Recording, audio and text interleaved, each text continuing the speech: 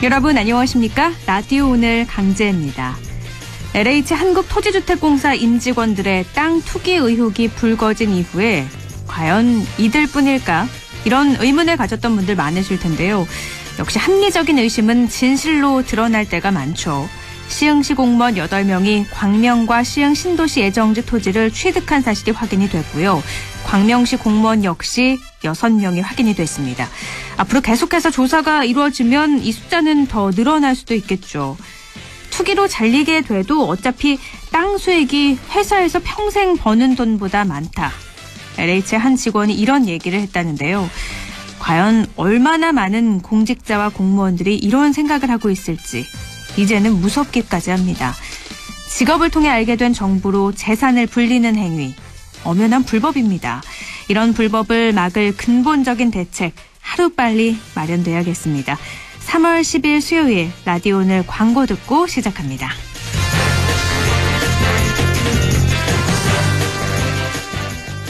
무공해 고원에서 자란 프리미엄 돼지고기. 고고고 고원돈, 고기는 고원돈, 육즙 가득 고원돈 암돼지. 맛있다.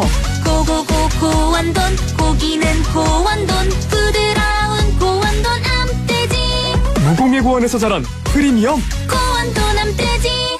비즈니스 신세계로 가는 길 알려줘. 구리도시공사가 민관합동사업으로 선보이는 지식산업센터 휴벨라인으로 안내합니다. 경춘선 별내역 8호선 연장부와 GTX B노선 추진해 트리플 역세권 전층 층고 6m라며. 자, 성공 향해 출발. 시공 신세계건설 문의 1544-6008.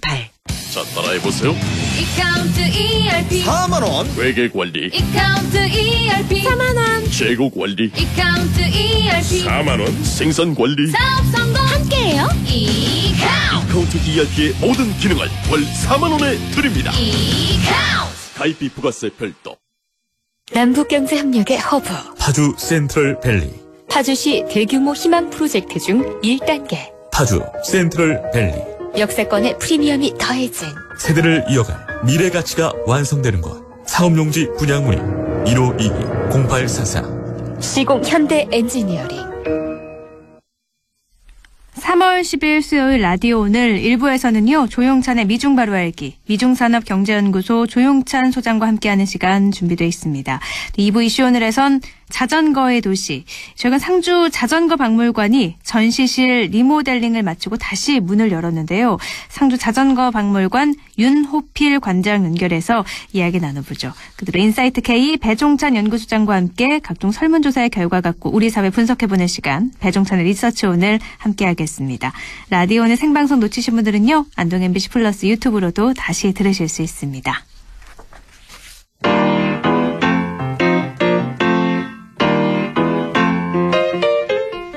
조용찬의 미중 바로 알기.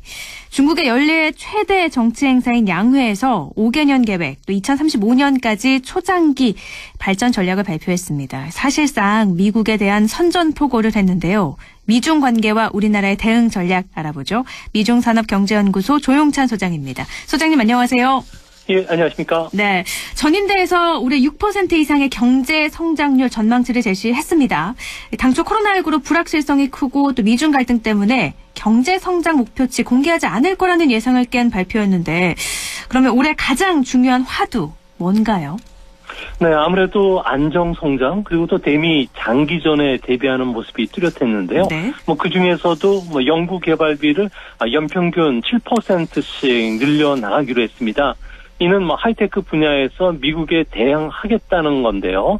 이제 앞으로 5년간 평균 성장률 목표는 보류했지만 눈여겨서 보셔야 될 점은 8대 신산업과 7개 중점 분야에 대해서 전략적으로 육성하겠다는 겁니다. 네. 소위 말해서 캡틴 차이나를 만들어서 미국과 동맹국의 어벤져스 팀에 대항하겠다는 건데요. 중국이 캡틴 차이나를 만드는 부분은 8가지 신산업, 그러니까 신소재나 로봇, 항공 엔진, 그리고 GPS 응용 기술과 서비스, 자율주행 자동차 같은 부분이고요. 네. 7개 중점 투자 육성 분야는 반도체, AI, 양자정보, 헬스케어, 우주 쪽과 관련된 산업인데요. 아무래도 이들 산업을 중심으로 해서 보다 안전하고 보다 확실한 공급망을 확충한다면은 미국의 공급망 재구축에 대항할 수 있다 보고요. 이렇게 순조롭게 진행된다면 5년 뒤죠. 2025년이 되면은 중국의 GDP는 미국의 한 90%까지 도달하게 되고요. 이렇게 되면은 대등한 미중 관계가 될 수 있기 때문에 앞으로 패권 전쟁은 그야말로 상당히 치열해지지 않을까 보여집니다. 앞으로 5년 내에 미국의 GDP 90%까지 달성할 것이다. 알겠습니다. 중요한 화두는 8대 신산업, 7개 중점 투자 육성, 그리고 성장보다는 안정을 추구한다는 말씀인데요. 리커창 총리의 정부 활동 보고서를 보면 급격한 방향 전환에는 선긋기를 한 것 같아요. 네, 그렇습니다. 미중 간의 충돌 문제도 있고요. 또 회색 코뿔소가 출연할 거라는 최악의 사태를 상상하지 않으면 안 됐기 때문에 그런데요. 아무래도 유난히 안정 성장을 강조한 것은 올해 14초 5개년 계획이 시작하는 첫 해고요. 또한 당 100주년 행사도 있고 또 내년은 당대회가 열리면서 시 주석의 상기 임기가 결정이 되기 때문에 네. 정치 계절에 들어갈 수가 있기 때문에 그렇습니다. 이 때문에 재정 적자 비율도 작년에 3.6%에서 3.2%로 부양 강도도 좀 조절시키려고 하고 있는 모습이 뚜렷한데요. 아무래도 중국 같은 경우에는 금융 위험과 관련돼서 뇌관이 상당히 많기 때문에 그렇습니다. 올해 중국의 기업, 가계, 정부를 포함한 전체 부채 규모는 5경 7,120조 원 정도 되는데요. 네. GDP 대비해서는 무려 330% 정도 규모입니다. 이 정도 규모의 부채 비율을 갖고 있는 나라들 같은 경우는 과거 91년도에 일본이 GDP 대비 220%였던 점을 비교해 보면 그야말로 회색 코뿔소가 출현할 수 있기 때문에 네. 위험 관리, 안전 관리가 가장 중요시되지 않았나 이렇게 보여집니다. 회색 코뿔소라고 하셨는데 그건 뭐죠? 네, 회색 코뿔소라는 건 블랙스완과 같은 개념인데요. 네. 이미 그 사태가 상당히 어려워진다는 것을 예상했지만 이거가 실제 일어났을 경우에는 상상을 초월하는 충격을 줄 수 있다는 거죠. 네. 특히 금융 부분들 또 부동산 버블 같은 부분이 터졌을 경우에 아무래도 금융 시스템에 혼란을 가져오고 경제 전반에 악영향을 미칠 수 있다는 것을 말하게 됩니다. 리커창 총리가 6%의 경제 성장률을 제시했잖아요. 근데 일각에서는 8%도 무난히 달성할 거란 얘기도 들리는데 어떻게 보세요? 실현 가능성. 네, 국제투자은행들 같은 경우는 8에서 9%는 충분히 달성할 수 있을 거로 봤는데요. 네. 하지만 중국 정부 입장에서는 6% 정도로 제시해야지만 지방정부의 묻지마식 투자를 막을 수가 있고요. 네. 또한 미국으로부터 아무래도 무역 보복을 당하지 않을 것으로 보여졌기 때문에 6%를 제시한 것으로 보여지는데요. 특히 2022년 2월 달에 동계 베이징 올림픽을 앞두고 있기 때문에 올해 인구의 64%인 8억 한 9천만 명에 대해서 백신을 접종할 계획이라고 합니다. 네. 이렇게 되면 소비 진작에도 큰 도움이 되기 때문에 무난히 6% 정도의 성장은 충분히 달성할 수 있지 않나 보여집니다. 그러니까 8, 9%도 사실은 가능하지만 지나친 경기 부양책을 쓰면 인플레이션 우려도 있고 여러 가지 불안 요소가 있기 때문에 6% 정도까지만 어쨌든 목표를 잡은 거군요. 알겠습니다. 또 중국이 14차 5개년 계획, 또 2035년까지 초장기 발전 계획을 발표했는데 미중 경제 규모가 역전되는 시기, 아까는 5년 후라고 하셨는데 그때쯤으로 생각하면 되는 걸까요? 네, 중국 정부는 넉넉하게 잡아서 2030년 정도의 GDP 규모를 미국을 추월시키겠다고 이야기했고요. 네. 또 2035년 정도에는 1인당 국민소득을 지금보다 한 2배 이상 높은 2만 달러 정도를 올리겠다는 게 중국 정부 목표입니다. 네. 이제 2030년을 전후해서 미국의 GDP를 역전시킨다면 X 시대가 개막이 되는데요. 이렇게 되면은 앞으로 2035년쯤이면은 미국의 GDP를 1.5배 정도 앞서 나갈 수가 있게 됩니다. 하지만 제 생각에는 이런 X 충격은 일어나지는 않을 것으로 보여지는데요. 네. 아무래도 미국이 반도체 또 5G와 관련된 전략 물자의 공급망과 관련해서는 중국을 배제시키고 있고요. 또 중국이 이런 중중국 함정을 벗어나기 위한 인재 정책이죠. 만인계획이라든지 그리고 1:1로 사업, 디지털 위안화와 관련돼서는 입구서부터 출구까지 철저히 차단시키고 있기 때문에 그렇습니다. 이제 중국 같은 경우에는 생산 가능 인구도 매년 0.5%씩 감소하고 있고요. 그렇기 때문에 생산성을 끌어올려야 되는데 미국과 같이 강력한 브랜드를 갖고 있는 기업이 별로 없고요. 또 실리콘밸리라든지 아메리칸 드림이 없는 상황이고요. 또 고학력의 해외 이민자들을 유치를 지금 못하고 있고 또한 달러 기축 통화체제라든지 첨단 산업의 표준어들이 대부분 영어로 되어 있는데 이런 측면에서는 아무래도 선진국 문열에 순조롭게 진입하기는 상당히 어렵지 않나. 그런 측면에서 이번에 초장기 발전 계획은 시진핑이 앞으로 10년간 4기까지 장기 집권 청사진에 불과하지 않을까 생각이 됩니다. 그러니까 쉽지 않을 것이다. 미국을 뛰어넘는 거는 그렇게 쉬운 일이 아니다. 이렇게 예상을 하시는 거네요. 네, 그렇습니다. 국민소득 $10,000에서는 어느 나라든 이 중진국 함정에 빠졌다고 하는데 그러면 중국은 이렇게 함정에 빠지지 않고 미국을 역전하려는 장기 발전 전략 핵심은 어디에 두고 있죠? 아무래도 가장 중요한 부분은 중국 같은 경우는 생산성을 끌어올리기 위해서는 아무래도 디지털화라든지 그리고 서비스 산업과 관련된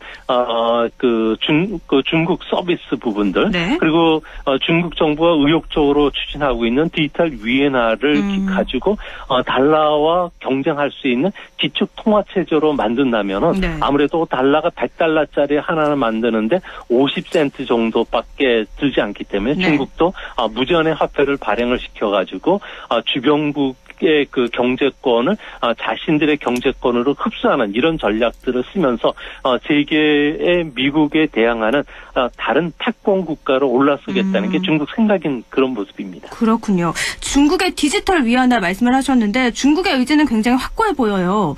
그런데 온라인에서 자유롭게 쓰는 진짜 돈인 거잖아요. 이게 비트코인이나 카카오페이, 삼성페이 이거하고 어떻게 다른 거죠? 네, 디지털 화폐나 비트코인과 같은 가상화폐는 모두 암호자산으로 블록체인 기술을 근거로 하고 있습니다. 조작이 어렵고요. 또 시스템이나 서비스가 중단되지 않게끔 결제도 가능하고요. 또 저렴하게 운영할 수 있다는 공통점을 갖고 있습니다. 다른 점은 비트코인을 결회하는 사람들은 95%가 투기 목적이고요. 또 가격 변동 위험성을 갖고 있을 뿐만 아니라 법정 화폐가 아니라는 겁니다. 반면에 중국이 이제 지금 만들어내려고 하고 있는 디지털 통화 같은 경우는 법정 화폐이기 때문에 24시간 365일 스마트폰에서 송금 수수료 없이 이체가 가능하고요. 또 달러나 유로, 위안화와 같이 주요 통화에 연동되고 있기 때문에 가격 변동 위험이 낮다는 게 그 특징이라고 보여집니다. 그러니까 사용하는 방식이나 이런 건 그래도 비슷한데 다른 게 있다면 발행을 중앙은행이 하고 관리가 좀 다 되고 있다는 게 좀 다른 거군요. 네, 그렇습니다. 은행 계좌도 필요 없고요. 인터넷 연결도 필요 없고 스마트폰끼리만 갖다 대기만 하면 바로 입출금이 가능하기 때문에 생활하기에도 상당히 편리하다고 합니다. 근데 궁금한 건 중국이 세계 주요 국가 중에서 이 디지털 위안화를 먼저 도입하려고 하고 있는 거잖아요. 네, 그렇습니다. 디지털 위안화를 추진하는 목적은 두 가지인데요. 첫 번째로는 공산당이라는 전체주의 권력을 공고히 하기 위해서입니다. 소위 말해서 빅브라더 시스템을 완성시키겠다는 건데요. 자본 도피라든지 부동산 투기, 무역 거래까지도 핀포인트식으로 관리나 제재가 가능하기 때문에 시진핑의 정치 기반까지도 구축이 된다는 거고요. 둘째는 중국은 미국처럼 패권 국가가 되고 싶어합니다. 이 때문에 디지털 위안화를 유통시키면은 세계 기밀 정보를 손쉽게 얻을 수가 있고요. 그만큼 패권 국가의 지위에 좀 더 빨리 다가갈 수가 있기 때문에 그렇습니다. 이제는 중국은 미국이 주도하는 달러 결제 시스템이라든지 달러 기축 통화 시스템이라는 씨름판에서 같이 싸우지 않겠다는 건데요. 미국과 중국이 체급이 다르기 때문에 앞으로 자신보다 작은 나라들을 대상으로 해서 디지털 위안화를 보급시키면서 자신이 앞으로 달러, 유로에 버금가는 위안화를 세계 3대 기축 통화로 키우려는 그런 생각이 있는 그런 모습입니다. 지금 중국에서는 알리페이나 위챗페이가 중국의 온라인 결제 수단을 장악하고 있잖아요. 그러면 이렇게 디지털 위안화가 확실하게 좀 커지면 이런 것들은 어떻게 되는 거죠? 아무래도 지금 그 디지털 위엔화가 보급이 되면은 그 알리페이라든지 이런 쪽은 아무래도 시장 점유율이 좀 줄어들 수밖에 없고요. 네. 또한 앞으로 디지털 통화를 통제하는 자가 세계를 지배할 수밖에 없기 때문에 중국 정부 입장에서는 그런 측면에서 알리페이나 텐센트의 그 이런 위챗 같은 경우에도 네. 정부 휘하에 두는 자회사 형태로 만들 가능성이 현재로서는 가장 높지 않나 보여집니다. 그렇군요. 중국이 디지털 위안화 이렇게 공을 들인다면 미국은 가만히 있을 수 없을 것 같은데 이 두 나라의 힘겨루기 어떻게 될까요? 네, 중국은 종합 경제력이라든지 교육 규모를 봤을 경우에 미국의 금융 패권에 충분히 도전할 수 있는 시기가 오긴 할 것입니다. 네. 하지만 인류 역사를 보면요. 통화 패권이 바뀐 사례는 1, 2차 세계대전을 거치면서 영국 파운드화에서 미국 달러로 넘어간 게 유일한데요. 네. 중국의 약점은 미국과 달리 동맹국이 없다는 겁니다. 전 세계 경제 규모의 절반을 차지하는 미국 동맹국과 파트너 같은 경우에는 안보나 경제, 기술, 금융 결제 시스템에 미국에 의존하고 있는데요. 이 때문에 중국 디지털 위엔화가 아무리 혁신적이라고 해도 네. 상가할 매력을 못 느낀다고 합니다. 그러면요. 그래도 미국은 이 디지털 화폐를 아예 배척하는 건 아니라면서요.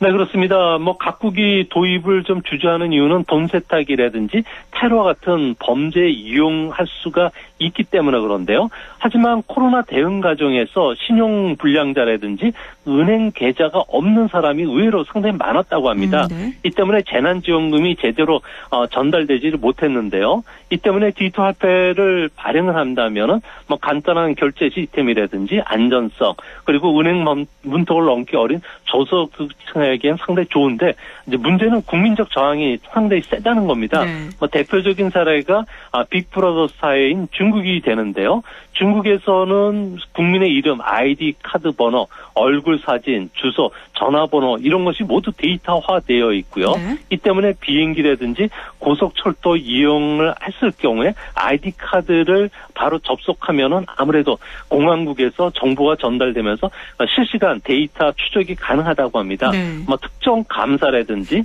수사 대상 같은 경우에는 24시간 휴대전화뿐만 아니라 GPS 추적이 가능하고요. 거리에 설치되어 있는 2만 개가 넘는 감시 카메라를 통해서 얼굴이나 동작까지도 인식을 하고 어느 상점에서 옷을 샀는지 무엇을 먹었는지 추적 감시가 가능하기 때문에 네. 아무래도 민주주의 사회에서는 이렇게 빅브라더스의 그 디지털화를 원하지는 않을 것으로 보여집니다. 정말 영화에서 나올 법한 모든 일이 생각만 한다면 다 감시가 가능하다는 건데 우리나라도 늘 검토 중이라는 말만 하고 있고 도입은 좀 신중한 모습인데 이런 이유 때문일까요? 네, 그렇습니다. 한국은행 같은 경우에도 2019년도까지만 하더라도 디지털 화폐 전담팀이 있었는데요. 네. 해체를 했다고 합니다. 하지만 올해부터 중국이 디지털 위엔화 사용을 우리나라에게 지금 압박해오고 있는데요. 네. 이 때문에 올해부터는 다시 디지털 원화 검토 준비 작업에 들어갔다고 합니다. 아무래도 우리가 준비 안 돼 있는 상태에서 중국 디지털 위엔화가 도입이 된다면은 중국의 주식 거래 그리고 여행 그리고 알리바바에서 온라인 주문 거래뿐만 아니라 무역 거래에서도 사용하게 되는데요. 북한 같은 경우에는 모든 상거래에서 90% 이상을 위엔화에 의존하고 있기 때문에 네. 우리나라도 이런 식으로 그 위엔화 거래가 많아진다면 통화 주권을 위협받을 수가 있고요. 우리나라의 금융 네트워크뿐만 아니라 개인들의 빅데이터가 손쉽게 중국에 넘어갈 수가 있기 때문에 이거를 방지하기 위해서도 우리나라도 서둘러서 디지털 원화 도입을 그 준비를 하고 있는 것은 아닌가 보여집니다. 그러니까 세계적 흐름에 따라서 디지털 화폐를 언젠가는 도입을 할 수밖에 없다는 말씀이신데요. 그러면 그 세계 각국이 자국의 디지털 화폐를 발행을 한다면 비트코인, 이더리움 같은 가상화폐 시장은 어떻게 될 거라고 전망하시나요? 네, 암호화폐는 실체도 없고 또 매년 새로운 가상 통화가 계속 발행이 되고 있는 이런 단점은 있지만 의외로 장점이 많다고 합니다. 인플레이션 상황에서는 금보다도 해지 자산으로 상당히 각광을 받을 수가 있고요. 네. 이제 앞으로 코로나가 확산세가 꺾이면 보복성 소비가 일어나고요. 또한 추가 경기 부양책에 따라서 인플레이션이 진행이 되기 때문에 비트코인과 같은 부분은 아무래도 가치 보관의 매력이 상당히 크다는 점에서 달러 가치에 상관없이 앞으로 상당 부분 시장에 도입될 가능성이 크고요. 또 거품이 터지더라도 북미 지역이라든지 중국 지역에서는 여전히 그 비트코인과 같은 이런 그 암호 화폐들 같은 경우에는 여전히 활발한 거래가 일어나지 않을까 생각이 됩니다. 그렇군요. 알겠습니다. 여기까지 듣죠. 말씀 고맙습니다. 예, 감사합니다. 네, 조용찬의 미중 바로 알기 미중산업경제연구소 조용찬 소장이었습니다. 라디오 오늘 1부는 여기까지고요. 잠시 후에 2부에서 뵐게요.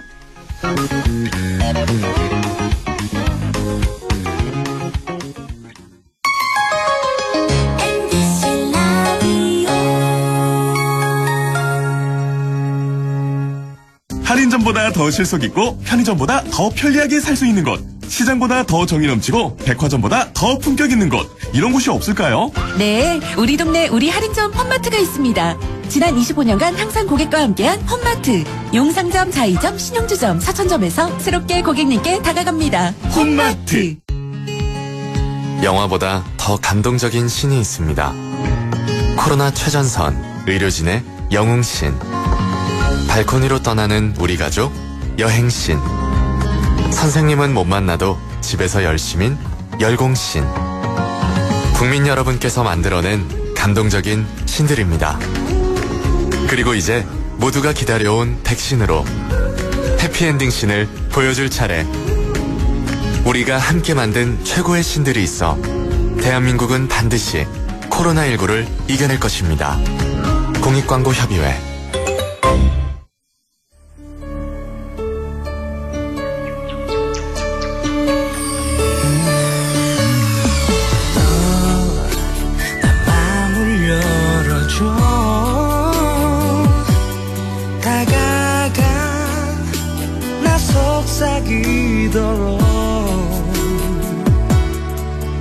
언제나 내 생각으로 행복해야 해요.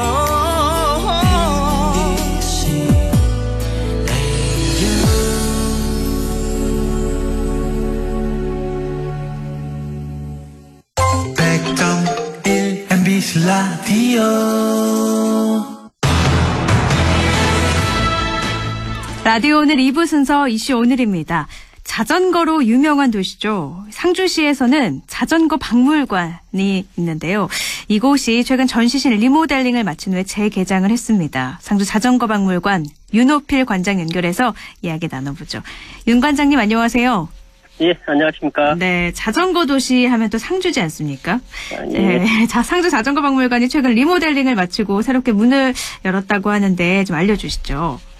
예, 상주는 1925년도에 그 상주역 개청 기념식 때 전국 팔도 사이클 전국대회가 개최되었습니다.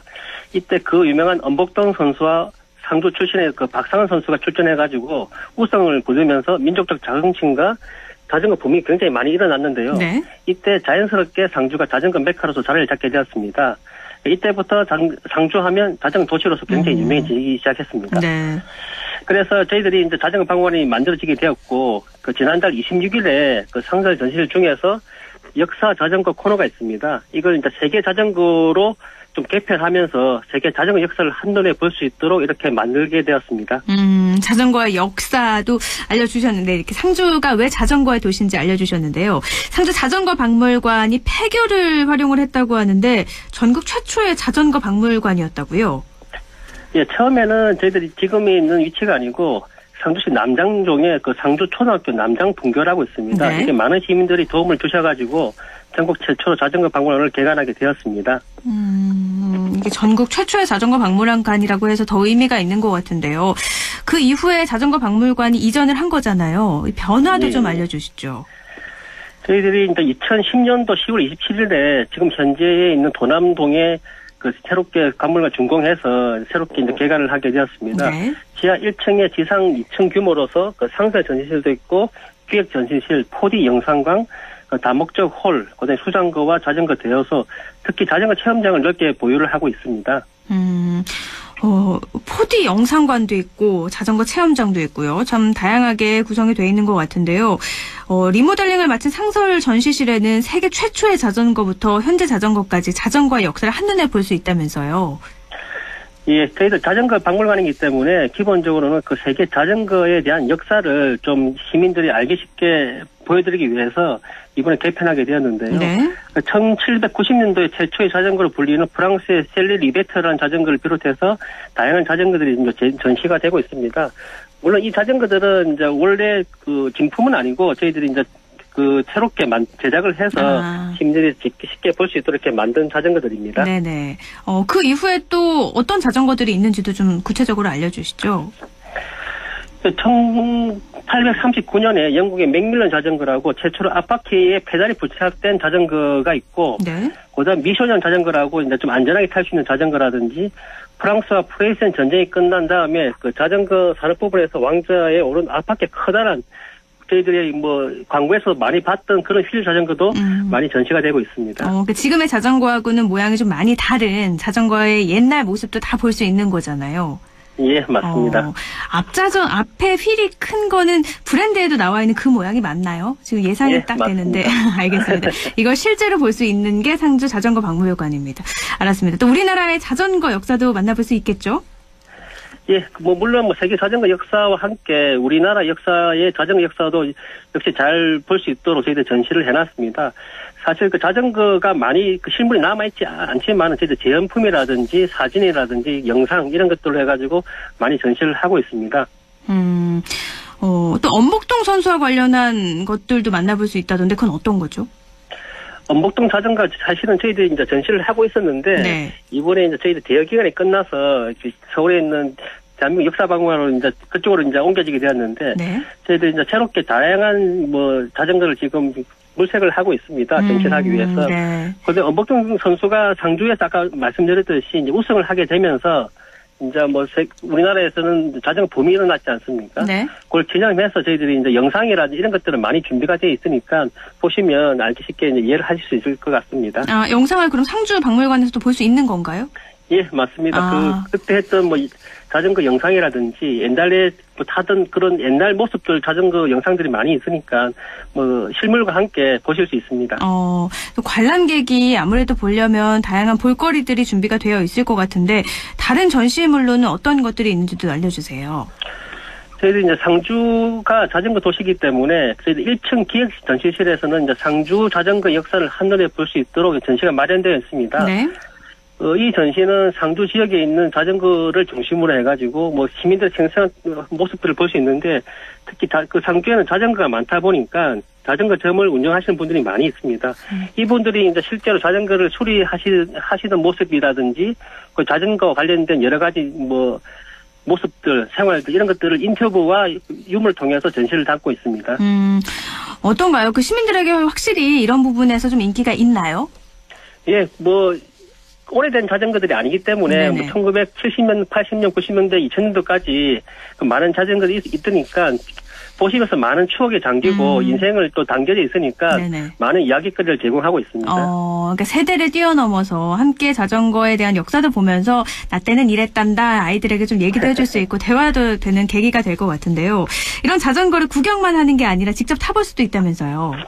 예, 저희들이 아까 말씀드렸듯이 이제 체험을 할 수 있는 박물관이기 때문에 특히 올해는 저희들이 이제 자전거 체험장을 넓게 확보를 했습니다. 한 6만 4천 제곱미터 정도로 새롭게 신설된 체험장을 마련되어 있기 때문에 전보다 쾌적하고 안전하게 자전거 체험을 진행할 수 있을 것 같습니다. 자전거 체험이라고 하면 그냥 자전거를 직접 타보는 거죠?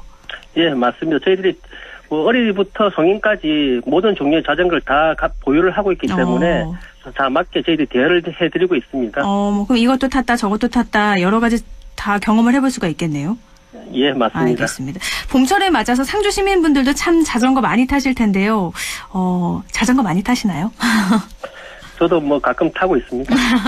그러면 자전거의 매력은 뭐라고 생각하시는지 관장님께서 좀 알려주세요. 자전거의 매력은 지금 전기 자동차도 나오고 하지만은 제일 중요한 것은 그 무동력으로 안전하게 탈 수도 있고 뭐 녹색 에너지라고 할 수 있죠. 그러니까 뭐 사람 힘으로서 가기 때문에 운동도 될 뿐만 아니고 내재로서 활용이 굉장히 좋은 거라고 생각이 됩니다. 특히 요즘 같은 시대에 뭐 강바람 맞으면서 이렇게 강변을 갖다 자전거 타고 가면은 힐링도 되고 많은 스트레스 해소가 될 것 같습니다. 네, 뭐 언택트 여행 뜨고 있는데 자전거를 통해서 이 언택트 여행 제대로 하실 수 있을 것 같아요. 근데 이렇게 매력도 많지만 사실 자전거 인구가 늘면서 관련 사고도 많아지고 있잖아요. 관장님께서 자전거를 탈 때 주의해야 할 사항도 좀 덧붙여 주시면 어떨까 싶어요. 최근 뭐 자전거 인구 굉장히 늘어나고 있고 특히 네네. 상주는 지금 경천섬 일대에 많은 분들이 오셔가지고 자전거도 타시고 힐링도 하시고 뭐 여가생활을 많이 즐기시고 계시는데 뭐 중요한 거는 뭐 자전거와 뭐 보행자가 좀 다른 지역에서 타면 안전하게 타실 수 있을 것 같고 저희들 상주로 보면은 그 경천섬 일대에 낙동강이 바로 옆에 있기 때문에 강면을 타면서 뭐 자전거를 탄다는 게 가장 좋은 것 같습니다. 모든 분들이 다 많이 오셔가지고 힐링하는 모습 좋은 기회가 됐으면 좋을 것 같습니다. 이 체험장에서 자전거를 탈 때는 안전 관련한 건 충분히 대비가 되어 있는 거죠? 예, 뭐 타실 때 보호장구를 분명히 착용을 하고 안전교육을 해드린 후에 타게 돼 있습니다. 네네, 알겠습니다. 끝으로 덧붙이고 싶은 말씀도 전해주시죠. 뭐 자전거라는 게 뭐 저희들이 갖고 있는 게 뭐 세계 자전거, 이색 자전거, 고전 자전거뿐만 아니고 뭐 체험장도 가지고 있고 4D 영상관도 있습니다. 어린애부터 성인까지 많은 분들이 오셔가지고 뭐 자전거 역사라든지 유물을 관람하시고 그다음에 힐링 상주기 때문에 많이 오셔가지고 많이 좋은 걸 보고 가시면 좋을 것 같습니다. 네네, 추억도 많이 만들어 가시면 좋을 것 같고요. 요즘 박물관이라고 하면 그냥 보고 가는 거 아니야 이런 선입견도 있으신데 상주 자전거 박물관은 볼거리도 많고 체험도 하실 수 있다는 거 청취자 여러분들이 또 참고하시면 좋을 것 같아요. 오늘 여기까지 듣죠. 말씀 고맙습니다. 예, 감사합니다. 네, 상주 자전거 박물관 윤호필 관장이었습니다. 따르릉 따르릉 내가 네 오빠야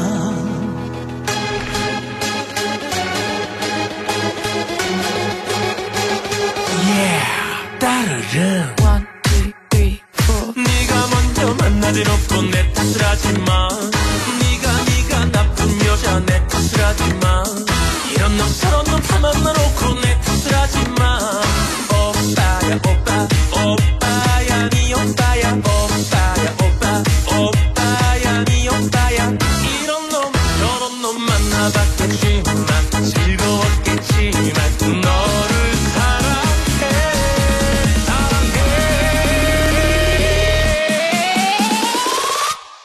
따르릉 따르릉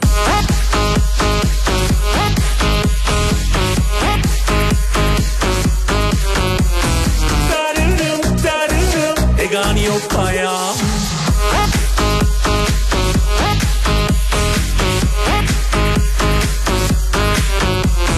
따르릉 내가 네 오빠야 오빠빠 내가 네 오빠야 오빠빠 내가 네 오빠야 네 오빠야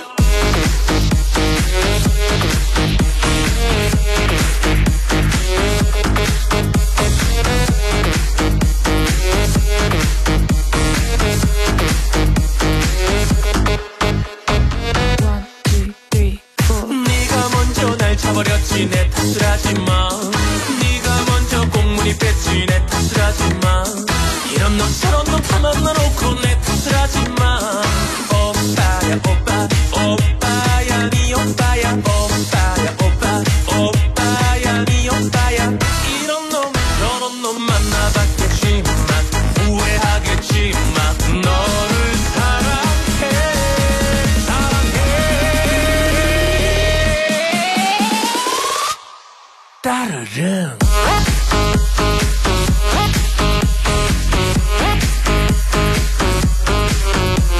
따르릉 따르릉 내가 네 오빠야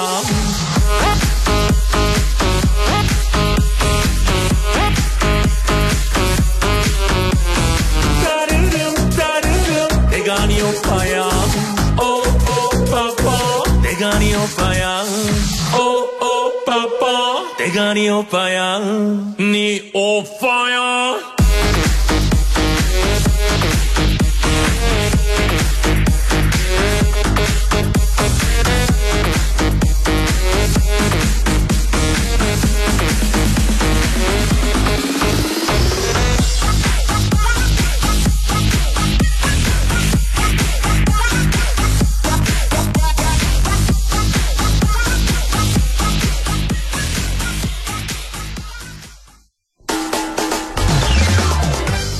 라디오 오늘에서는 청취자 여러분의 참여를 기다리고 있습니다. 우리 지역에서 발생한 사건 사고 소식이나 함께 토론하고 싶은 내용을 안동 MBC 홈페이지 라디오 오늘 게시판에 올려주시기 바랍니다. 전화와 문자 참여도 하실 수 있습니다. 전화는 851국에 7191번, 문자는 샵 0913번으로 보내주시면 됩니다. 문자는 단문 50원, 장문 100원의 정보 이용료가 있습니다. 여러분의 많은 참여 바랍니다.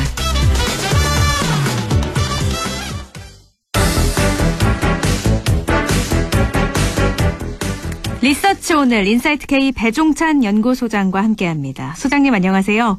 안녕하십니까, 배종찬입니다. 네, 지난주에 터진 LH 직원 투기 의혹, 일파만파 여파가 계속되고 있는데요. 네. 국민 여론이 어떤지 조사 결과가 이루어졌죠? 분노가 계속 커지고 있는 점점 상태입니다. 커지고 있어요. 네. 강지 아나운서는 에메랄드 그린이라는 나무를 아세요? 에메랄드 그린이요?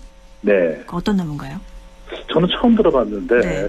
이번 LH 수사 과정에서 이제 밝혀졌다고 하는데 보상받을 토지에 에메랄드 그린이라고 하는 나무가 심어져 있으면 이 보상을 9배나 받을 수 있다고 해요. 엄청나네요.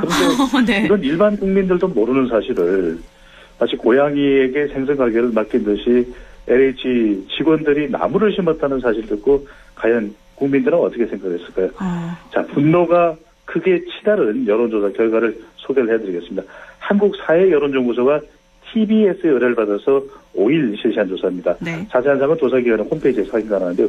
국토교통부나 LH공사 등 토지주택개발 관련 기관, 임직원들의 주거 목적 외에 부동산 소유를 금지하는 방안에 대해서 물어봤거든요. 무려 10명 중 7명이 조금 넘는 72.6%가 동의한다는 응답 결과로 나타났습니다. 이 주거 목적 외에는 아예 부동산 투자를 하지 말라, 이런 경고나 다름이 없는데 이 동의하지 않는다는 응답은 불과 20.3%에 그쳤습니다. 얼마나 우리 국민들의 분노가 큰지 정확하게 확인을 할 수 있는 결과로 보입니다. 그렇군요. 70%가 넘는 이렇게 찬성을 나타낸 걸 보면 정말 들끓는 민심이라는 말이 맞는 것 같은데요. 정치권에서는 그래서 변창흠 국토교통부 장관 사퇴에 관련한 공방이 치열해요. 이거에 대한 민심 반응 나온 게 좀 있나요? 관련된 여론조사 결과는 나오지 않았습니다. 이 정치권에서는 치열하게 공방을 벌이고 있습니다. 국민의힘은 변창흠 장관을 문재인 대통령이 해임하거나 본인 스스로 사퇴한다는 주장 나오고 있고요. 네. 더불어민주당 내에서도 변창흠 장관 사퇴 관련 목소리가 나오는 게 보궐선거에 영향을 준다고 보기 때문이거든요. 네. 또 문재인 대통령 지지율에도 상당히 부정적으로 나타나는 거죠. 왜냐하면 문재인 대통령이 기회는 공정하게, 기회는 공평하게, 과정은 공정하게, 네. 또 결과는 정의롭게, 그 공정과 상식 그리고 정의를 강조했는데 이번에 이 LH 사건으로 막 무너지는 소리가 나거든요. 네네. 그래서 이 변창흠 장관이 사퇴되는 것 아니냐 이야기가 나오는데 김태년 원내대표는 사퇴 건의할 계획이 없다고 선을 그었습니다.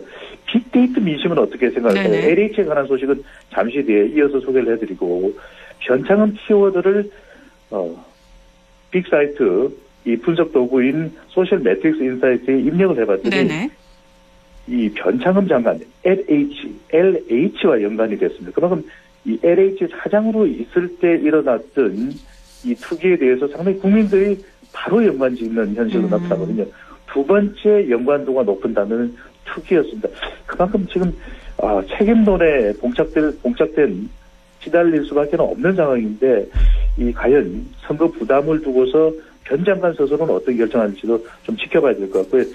여론조사로 치면은 긍정과 부정, 이 찬반의 분석을 할 수 있는 것이 이제 빅데이터 상에서는 감성 분석이라고 하는데 변창흠 입력을 했더니 감정 연관으로는 의혹, 검제, 논란, 분노로 연결됐고 부정적인 인식이 무려 57%, 긍정적인 인식은 불과 14%로 나타났습니다.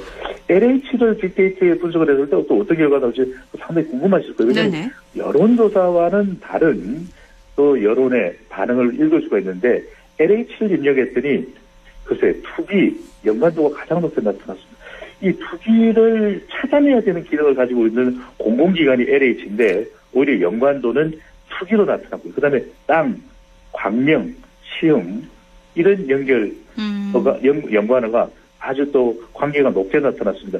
역시 감성 분석에서 분석을 해보면 긍정이냐 부정이냐를 봤더니 LH 토지주택공사는 이 부정적인 것이 거의 10명 중에 6명에 가까운 59%로 나타났습니다. LH 관련이나 변창흠 장관 관련이나 다 부정적인 인식이 많았고 다 투기 이런 단어가 가장 많이 나온 거잖아요.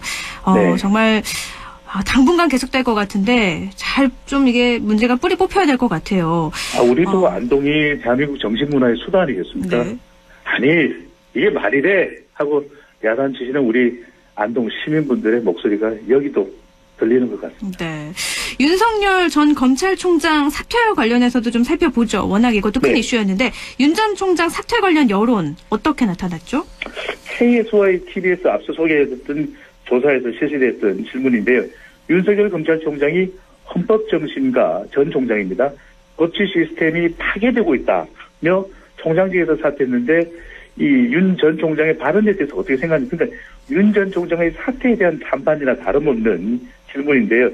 이 윤 전 총장의 사퇴에 공감한다, 발언에 공감한다가 10명 중 6명에 가까운 56.6%로 나타났습니다. 공감하지 않는다는 37.6%인데, 그러니까 공감한다가 절반이 넘게 나타난 걸 보면 중도층에서는 오히려 사퇴에 대해서 부정적으로 보기보다는 그런 압박을 당하면 사퇴할 수밖에 없는 거 아니야, 이런 공감의 여론이 더 높은 결과로 나타났습니다. 그러니까 중도층에서는 그렇게 나타났는데 이념에 따라서 바라보는 시각도 조금은 다를 것 같긴 한데요. 그렇습니다. 지지율을 보면 사퇴 이후에 굉장히 높은 지지율을 지금 나타내고 있잖아요. 그러니까요. 차기 대선 후보 적합도에서 누가 가장 적합하다고 물어보니 사퇴 바로 직후에 또 5일날 실시됐던 이 KSY TBS 조사 결과인데 윤 전 총장이 32.4%, 이재명 경기지사는 24.1%, 이낙연 대표가 이제 전 대표가 됐죠. 14.9%. 그러니까 사퇴 직전에도 이 높은 지지율을 보이기도 했던 윤 전 총장인데 조금 지난 1월 18일에 문재인 대통령의 기자회견 이후에 좀 지지율이 가라앉고 있었던 것이 윤 전 총장이었거든요. 그런데 이번 사퇴 직후 조사에서는 다시 30%대로 차기 대권 주자층, 이게 대권 도전한다는 발표도 안 했어요. 그런데 가장 높은 결과로 나타났습니다. 네, 앞으로 정치적 행보를 또 어떻게 할지도 여론에서는 잘 살펴봐야 될 것 같은데요. 문재인 대통령 검찰 이슈, LH 직원 투기 파장을 직접 챙기고 있는데 최근 문 대통령의 지지율 추세도 한번 살펴주시죠. 조금 흔들려요. 종합적으로 분석해드리면 윤 전 총장 사태도 영향을 미친 것으로 보이고 특히 LH 직원 투기가 치명적입니다. 이건 이제 문 대통령을 지지해왔던 중도층들을 흔들어 놓는 이슈거든요. 더군다나 부동산 이슈이기 때문에 20대도 그렇지만 30대, 심지어는 40대까지도 영향을 받을 수 있는 이슈이기 때문에 최근 긍정평가, 잘하고 있다는 긍정평가도 조금 내려가고 부정평가가 조금 올라가는 추세로 나타나고 있는데, 문제는 뭐냐면 대통령의 지지율이 지금 선거가 예정되어 있는 이 서울과 부산 지역에서 낮아진다는 사실입니다. 이렇게 되면 상당히 여당 후보들은 부담스러울 수 있는데 얼마만큼 빨리 이 LH 직원 투기 의혹과 관련된 논란들을 종지부짓고 문 대통령의 지지율을 반등시킬 수 있을지가 무엇보다도 중요해 보입니다. 연일 악재잖아요, 대통령 지지율에는. 또 보궐선거를 앞두고 있어서 그러면 서울과 PK 지역 대통령과 정당 지지율이 어떻게 나오는지도 궁금한데 좀 살펴주시죠. 네, 오늘 KSO의 TBS 조사 결과를 중심으로 설명을 드리고 있는데, 서울의 경우에는 이 문재인 대통령 지지율이 긍정평가 32.2%입니다. 그러니까 전국 평균보다도 더 낮은 결과가 나타났고요. 부산의 경우에는 문재인 대통령이 울산, 경남까지 포함입니다. 잘하고 있다는 이 긍정평가가 36.1%인데 이걸 가만히 들어보시면 서울 대통령의 긍정평가가 부산보다도 더 낮구나. 이건 이 LH 관련 부동산 이슈가 이 서울 지역에 영향을 좋다고 봐야 될 수 있거든요. 그런 만큼 보궐선거에 미치는 영향이 만만치 않아 보입니다. 이제 정말 보궐선거가 얼마 남지 않기 때문에 이런 이슈들이 어떻게 정리되느냐에 따라서 결과가 또 바뀌지 않을까 싶습니다. 이번에는 보궐선거 판세도 좀 알아볼까요? 서울 선거 양자 대결 판세 어떻죠? 손이 땀을 줍니다. 엠브레인 퍼블릭이 네. 뉴스원의 의뢰를 받아서 가장 최근인 7일, 8일 실시한 조사입니다. 오늘이 11일이니까 이제는 이 서울 보궐선거 또 부산시장 보궐선거가 채 한 달도 남지 않았습니다. 네. 박영선 대 안철수, 박영선 38.7%, 안철수 46.2% 나타났고요. 박영선 대 오세훈, 오세훈 대 박영선, 박영선 39.3%, 오세훈 43.1%로 나타났습니다. 정리를 해보면 더불어민주당 박영선 후보는 40% 문턱을 넘지 못했고요. 안철수, 오세훈 후보는 40%를 넘었습니다. 비교를 해보고 분석을 해보면 이 안철수, 오세훈 후보 단일화를 앞두고 있는데 이 두 사람의 경쟁력이 점점 좁혀져요. 네. 그러니까 누가 단일화 후보가 되겠다. 이걸 단정짓기 상당히 어려운 정도의 국면으로 접어들고 있습니다. 그런데 박영선 후보는 왜 좀 주춤할까? 상당히 불과 일주일여 전 또는 열흘 전만 하더라도 오히려 야권 후보가 더 경쟁력이 더 나은 것 아닌가 이런 분석이 나왔었는데 최근에 주춤하고 있는 대통령 지지율 또 LH 부동산 이슈의 재점화 그리고 윤 전 총장 사태를 통한 이 중도층의 또 이탈 영향을 미친 것으로 보입니다. 그렇군요. 오세훈 후보, 안철수 후보의 단일화도 어떻게 될지 이러면 더 알 수 없어지는 거라서 네, 한 주 한 주 지켜보는 재미가 있을 것 같습니다. 오늘 여기까지 됐죠. 말씀 고맙습니다. 감사합니다. 네, 리서치오늘 인사이트 K 배종찬 연구소장이었습니다.